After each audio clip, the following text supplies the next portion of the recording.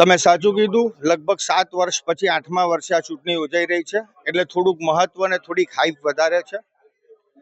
પોલો club એક પારિવારિક સંસ્થા છે અને આ પારિવારિક સંસ્થામાં એક ટીમ માટે વર્ષોના વર્ષો ચૂંટણી યોજાતી હોય છે, પણ લગભગ સદભાવનાથી કામ થતું હોય છે.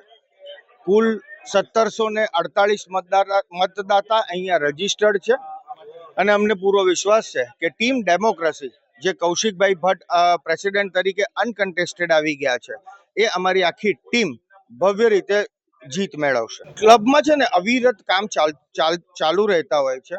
જેવી રીતે હાલ અત્યારના કુંજ રેસીકમ પ્લાઝાનો એક ડિસ્પ્યુટેડ લેન્ડનો વિષય છે, નવું ગેસ્ટ હાઉસ બનાવવાનો એક વિષય છે, પોલો ગ્રાઉન્ડમાં જગ્યા થોડીક વધારવા વાળો વિષય છે, નવીન સ્પોર્ટ્સ કોમ્પ્લેક્સ બાંધવા વાળો વિષય છે. આવા અનેક કામો છે જે અમે આ વખતે પણ અમે અમારા વિઝન ડોક્યુમેન્ટમાં એ મૂક્યું છે અને આવનારા દિવસમાં અમે એને પૂર્ણ કરશું.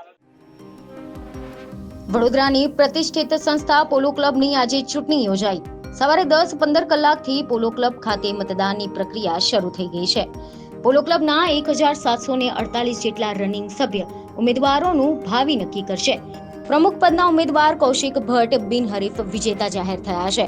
પોલો ક્લબની ચૂંટણીમાં ડેમોક્રેસી વર્સેસ એસીઈ વચ્ચે ટક્કર જામી છે.